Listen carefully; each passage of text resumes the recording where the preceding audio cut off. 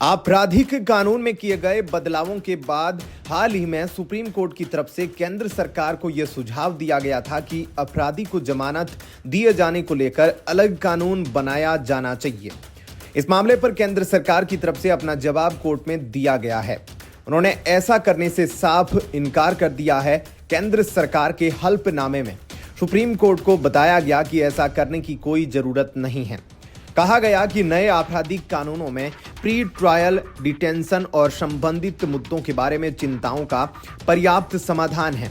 इस निर्णय के बाद दिल्ली के पूर्व सीएम अरविंद केजरीवाल व अन्य राजनीतिक दल के नेताओं की मुश्किलें बढ़ सकती है। केजरीवाल को दिल्ली शराब घोटाले में 6 महीने जेल में काटने पड़े थे।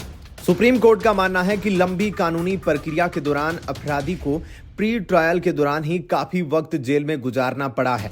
इस पर कानून के दुरुपयोग की संभावना जताई गई।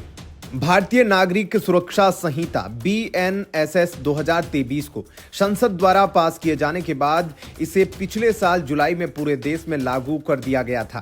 केंद्र सरकार के हल्फनामे में कहा गया कि BNSS का अध्याय XXXV या 35 व्यापक रूप से जमानत बांड या संबंधित प्रक्रियाओं के लिए रूपरेखा तैयार करता है। लिहाजा इसे लेकर अलग कानून की जरूरत नहीं है। चूंकि भारतीय नागरिक सुरक्षा संहिता BNSS 2023 के अध्याय 35 में जमानत और बांड से संबंधित प्रावधान पर्याप्त माने जाते हैं, इसलिए जमानत पर अलग से कानून लाने का कोई प्रस्ताव नहीं है। इस अध्याय में जमानत, बेल बांड और बांड जैसे शब्दों की परिभाषा दी गई है। साथ ही महिलाओं, नाबालिगों और असक्त लोगों जैसे कमजोर समूहों के लिए वैधानिक सुरक्षा उपायों सहित जमानत देने की प्रक्रियाओं को भी विस्तार बताया गया है। केंद्र सरकार का कहना है कि मौजूदा आपराधिक कानूनों के ढांचे के भीतर सुधारों को संहिता बंद करने की दिशा में एक व्यापक बदलाव को दर्शाता है, बजाय इसके कि अलग से कानून बनाया जाए। कहा गया कि सुप्रीम कोर्ट ने फरवरी 2022 से न्यायिक निर्णयों में एक रूपता और जवाबदेही सुनिश्चित करने के लिए एक समर्पित जमानत कानून की आवश्यकता पर जोर दिया है। सरकार का मानना है कि BNSS के तहत प्रावधान इस उद्देश्यों को पर्याप्त रूप से पूरा करते हैं। बेल पर एक अलग कानून के लिए सुप्रीम कोर्ट ने जोर ऐसे समय में दिया है जब कई गिरफ्तारियां और बेल आवेदन में लंबी देरी ने ऐसे मामलों में न्यायिक दृष्टिकोण की निष्पक्षता और प्रभावकारिता पर संदेह पैदा किया। सुप्रीम कोर्ट ने पिछले साल ऐसे कई हाई प्रोफाइल लोगों को जमानत दी जो लंबी कानूनी प्रक्रियाओं के चलते लंबे वक्त काफी वक्त जेल में बंद थे। इनमें कुछ मामले ऐसे भी थे जहां अधिकतम सजा का प्रावधान 7 साल से भी कम है। ऐसा ही एक मामला मोहम्मद जुबैर को जमानत से जुड़ा है, जिन्हें उनके पुराने ट्वीट के सिलसिले में गिरफ्तार किया गया था। इसी तर्ज पर अरविंद केजरीवाल ED से जुड़े एक मामले में लंबे वक्त तक जेल में रहे। क्या कहना है आपका इस खबर पर? कमेंट सेक्शन में अपनी राय जरूर बताएं। वीडियो को लाइक, शेयर और चैनल को सब्सक्राइब जरूर कर लीजिएगा। बने रहिए लाइव टीवी न्यूज के साथ। धन्यवाद। जय हिंद। यह है आम आदमी पार्टी की असलियत। केजरीवाल बोलते हैं कि वो हनुमान भक्त है और यहां संजय सिंह को बताया जा रहा है कि जय श्री राम के नारे मत लगाना। हाथ कंगन को आरसी क्या, पढ़े लिखे को फारसी क्या, आप खुद ही सुन लीजिए। जी भाई सर, मुझे आप बोल रहे हैं ना, जय श्री राम नारे लगाते रहते हैं, ठीक है ना? जय श्री राम बात करते हैं, ठीक है। दरअसल भारतीय जनता पार्टी से जुड़े व सामाजिक संस्था चला रहे नारायण के संजीव अरोड़ा भाजपा छोड़ बुधवार को आम आदमी पार्टी में शामिल हुए। इसी दौरान आम आदमी पार्टी के वरिष्ठ नेता और राज्यसभा सदस्य संजय सिंह का यह वीडियो है। वहीं चुनावी आयोग ने आम आदमी पार्टी के संयोजक अरविंद केजरीवाल को नोटिस भेजकर पानी में जहर मिलाने के उनके बयान पर जवाब मांगा है। जवाब बुधवार 29 जनवरी 2025 की शाम 8 बजे तक देना होगा। आयोग ने चिंता जताई कि इस तरह के आरोपों से क्षेत्रीय समूहों के बीच दुश्मनी, पड़ोसी राज्यों के निवासियों के बीच तनाव और पानी की कमी को लेकर कानून व्यवस्था की समस्याएं हो सकती है। नोटिस में विभिन्न निर्णयों और कानूनी प्रावधानों का हवाला दिया गया है। साथ ही चेतावनी दी गई है कि राष्ट्रीय एकता और सार्वजनिक सद्भाव के खिलाफ भ्रामक बयान देने के लिए केजरीवाल को 3 साल तक की जेल हो सकती है। इससे पहले चुनाव आयोग ने हरियाणा सरकार को दिल्ली को आपूर्ति की जाने वाली पानी में अमोनिया के स्तर में वृद्धि के आरोपों को लेकर 28 जनवरी तक रिपोर्ट मांगी है। दरअसल केजरीवाल ने आरोप लगाया था कि हरियाणा की भाजपा सरकार दिल्ली के लिए छोड़े जा रहे पानी में जहर मिलाया है और अधिकारियों ने उसे समय रहते बाहर रोक लिया था। केजरीवाल ने यह भी दावा किया था कि अगर दिल्ली जल बोर्ड ने जहर नहीं पकड़ा होता तो राजधानी में सामूहिक नरसंहार हो सकता था। हालांकि दिल्ली जल बोर्ड ने केजरीवाल के इन आरोपों से इनकार किया था। इस मामले पर संजय सिंह ने अपना पक्ष रखा। उन्होंने बुधवार को कहा, पानी में 6 गुना ज्यादा अमोनिया की मात्रा छोड़े जाने को क्या कहा जाएगा? क्या भाजपा के नेता इसे पी सकते हैं? क्या वह जहरीला पानी नहीं है? इस मामले में हमारी पार्टी की लीगल टीम जांच कर रही है। वह चुनाव आयोग को जवाब देगी। 8 बजे तक जवाब देना है। यह अलग बात है कि इस बात के प्रमाण हैं, इसे आप कैसे छुपा सकते हैं? आप नेता ने कहा हरियाणा सरकार 6 गुना ज्यादा अमोनिया वाला पानी दिल्ली को देने जा रही थी, लेकिन अरविंद केजरीवाल और मुख्यमंत्री के प्रयासों से इसे रोका गया। इसके साथ ही कुंभ में भगदड़ की घटना की निंदा करते हुए उन्होंने वहां वीआईपी आवागमन व्यवस्था को रोके जाने की मांग की। इस पर उन्होंने कहा कि भाजपा पहले वाली पार्टी नहीं रही। पंडित दीनदयाल उपाध्याय के कार्यों को सही मायनों में अरविंद केजरीवाल कर रहे हैं। बता दें कि राजेंद्र नगर सीट से संजीव अरोड़ा जी दावेदार थे, मगर टिकट नहीं मिलने से नाराज चल रहे थे। क्या कहना है आपका इस खबर पर? कमेंट सेक्शन में अपनी राय जरूर बताएं और वीडियो को लाइक शेयर जरूर कीजिएगा। बने रहिए लाइव टीवी न्यूज के साथ। धन्यवाद। जय हिंद। दिल्ली में हो रहे विधानसभा चुनाव में अब प्रचार के लिए सिर्फ कुछ दिन ही बचे हैं। सभी दल चुनाव के आखिरी चरण में पूरी ताकत झोंक चुके हैं। बीजेपी ने चुनाव के आखिरी चरण में एनडीए के सभी सांसदों को दिल्ली चुनाव में उतार दिया। इसके अलावा बीजेपी का शीर्ष नेतृत्व पूरी ताकत से प्रचार कर रहा है। इस बार बीजेपी बड़ी रैलियों के साथ ही जमीनी स्तर काम कर रही है। हर विधानसभा सीट पर बीजेपी और संघ के कार्यकर्ता छोटी छोटी सभा का आयोजन कर लोगों को जोड़ने का काम कर रहे हैं।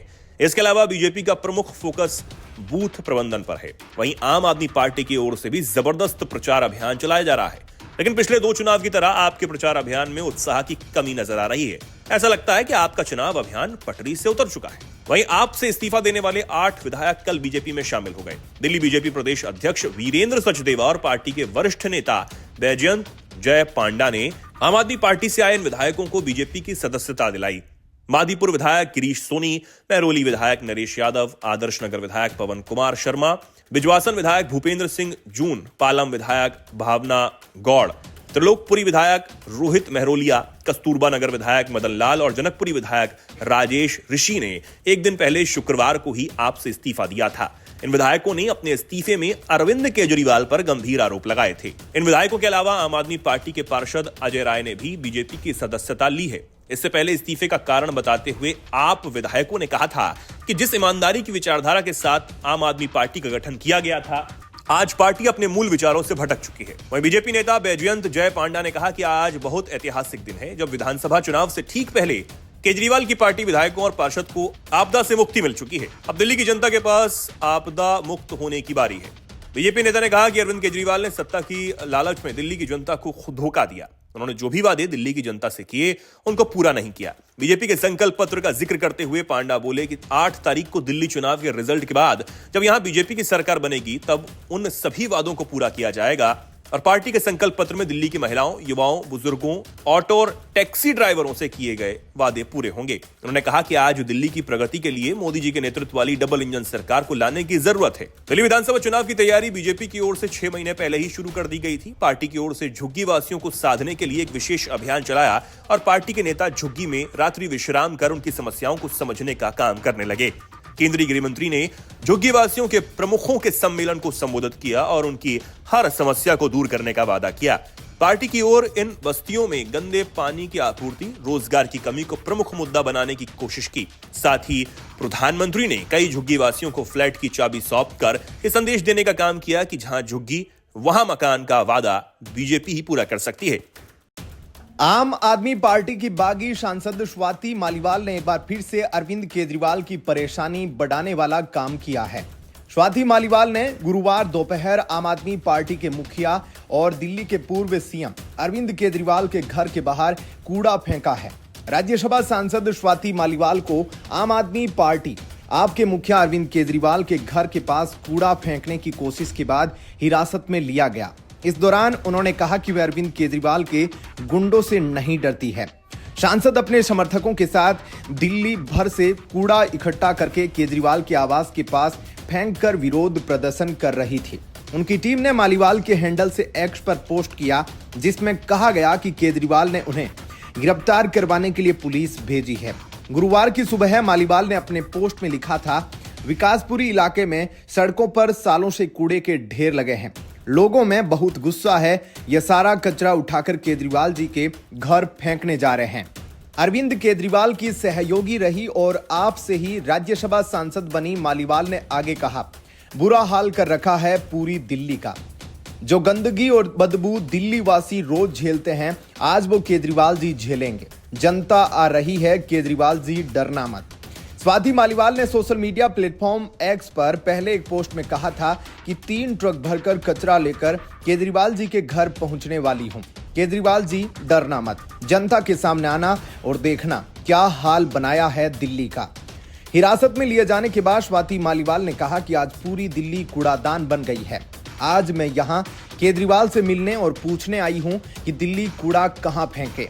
विकासपुरी में राज्यसभा सांसद स्वाति मालीवाल ने कहा कि यह विरोध किसी पार्टी के खिलाफ नहीं है। आज दिल्ली का हाल बेहाल है। दिल्ली का हर कोना गंदा है, सड़कें टूटी हुई है और नालियां ओवरफ्लो हो रही है। विकासपुरी की महिलाओं ने शिकायत की थी कि सड़क पर कूड़े का ढेर बन गया है और विधायक से शिकायत करने के बावजूद भी कोई इसे साफ करवाने के लिए कोई कदम नहीं उठा रहा है। मैं यहां महिलाओं द्वारा आयोजित सफाई अभियान में भाग लेने आई हूं। हम ये कूड़ा अरविंद केजरीवाल के घर पर लेकर जाएंगे और उनसे पूछेंगे कि उन्होंने दिल्ली के हर इलाके को जो गंदा तोहफा दिया है उसका क्या करें। उन्होंने कहा कि केजरीवाल अब आम आदमी नहीं रहे, उन्हें दिल्ली की जमीनी हकीकत का कोई अंदाजा नहीं है। क्या कुछ कहना है आपका इस अपडेट पर? कमेंट सेक्शन में अपनी राय जरूर दीजिएगा और साथ ही वीडियो को लाइक शेयर जरूर कर लीजिएगा। बने रहिए लाइव टीवी न्यूज के साथ। धन्यवाद। जय हिंद। महाराष्ट्र के मंत्री और भाजपा विधायक नीतीश राणे ने शिवसेना यूबीटी सांसद संजय राउत को लेकर बड़ा दावा किया। उन्होंने कहा कि संजय राउत कांग्रेस में शामिल होने के लिए दिल्ली में एक नेता से बातचीत कर रहे हैं। नीतीश राणे ने कहा कि राउत का राज्यसभा का कार्यकाल खत्म हो रहा है और उद्धव ठाकरे के नेतृत्व वाली पार्टी के पास उन्हें एक और कार्यकाल के लिए जीत दिलाने के लिए पर्याप्त विधायक नहीं है। बता दें कि नवंबर में हुए चुनावों में 288 सदस्यीय महाराष्ट्र विधानसभा में शिवसेना यूबीटी ने 20 सीटें जीती। राउत को सामना में लिखना चाहिए कि वो शिवसेना में कितने समय तक टिकने वाले हैं। उन्हें उस नेता के बारे में लिखना चाहिए जिससे वो दिल्ली में कांग्रेस में शामिल होने के लिए बात कर रहे हैं। राणे ने संवाददाताओं से कहा, कांग्रेस को भी इस मुद्दे पर बयान देना चाहिए। हालांकि नीतीश राणे के इस दावे पर संजय राउत ने कोई जवाब नहीं दिया। वहीं तेलंगाना में रेवंत रेड्डी की सरकार पर क्या संकट के बादल मंडरा रहे हैं? ये चर्चा इसलिए हो रही है क्योंकि मीडिया की खबरों के मुताबिक कांग्रेस के 10 विधायकों ने बीते दिनों गुपचुप एक बैठक कर ली। इस बैठक की जानकारी कांग्रेस आलाकमान को होने की बात सामने आ रही है। बताया यह जा रहा है कि तेलंगाना में कांग्रेस विधायकों की गुपचुप बैठक पर पार्टी आलाकमान सतर्क हो चुका है। सीएम रेवंत रेड्डी की ओर से आपात बैठक बुलाने की भी जानकारी सामने आ रही है। बता दें कि तेलंगाना में विधानसभा की 119 सीटें हैं।